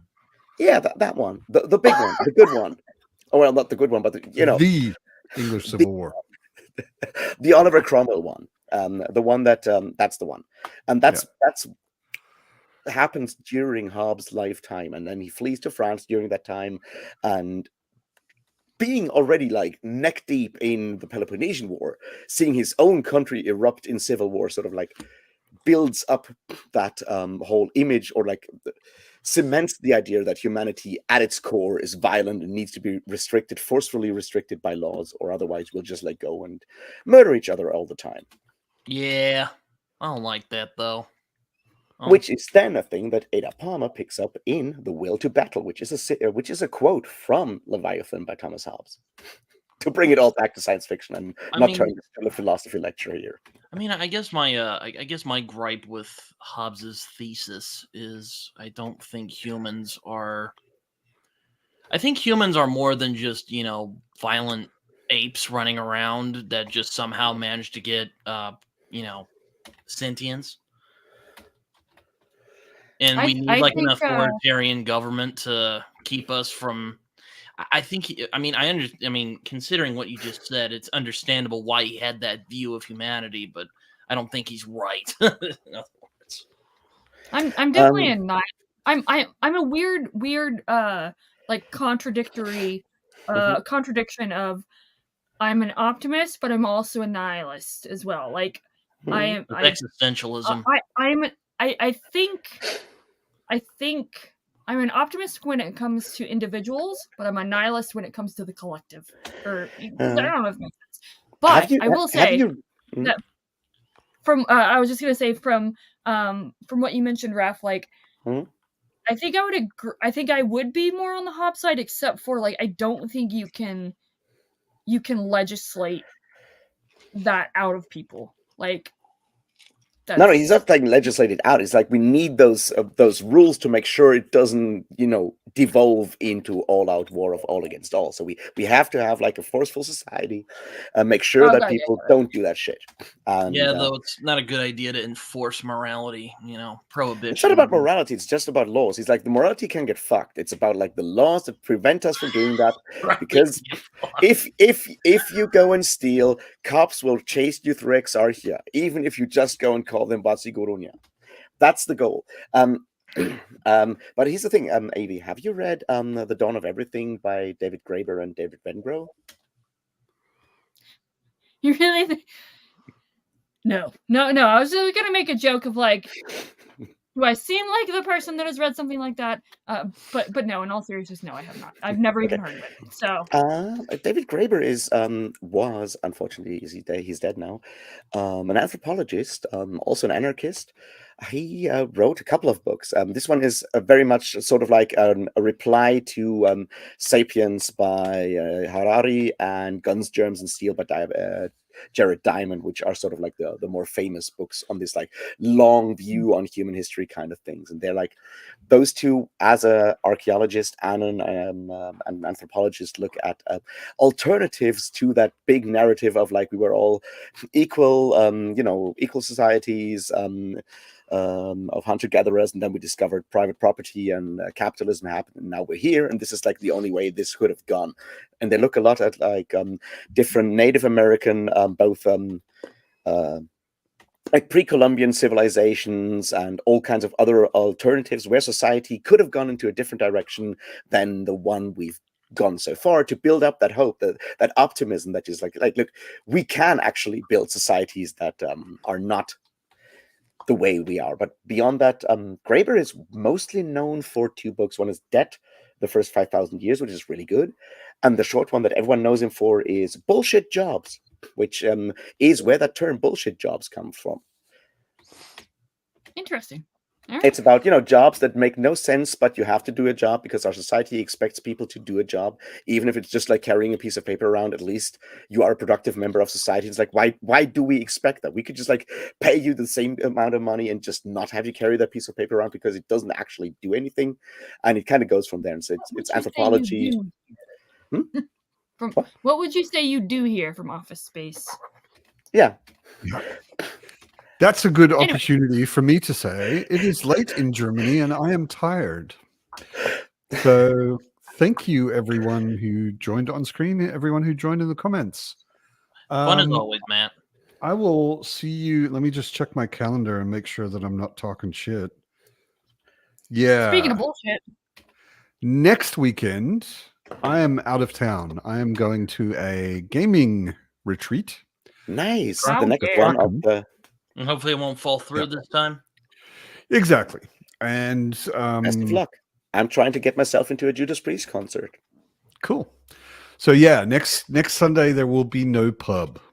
Just so y'all know. I will be having a stream this evening. Good Talking luck. about Grimdark with Epic Tales. Should be fun. Cool. Grimdark does Enjoy. not exist. Exactly. So see you in 2 weeks for the next pub, everybody. Sounds good. Well, you know That's what, Easter Ram? Sunday, Bye. right? Well, you know what, Ram? If you can make a video ranting about it, if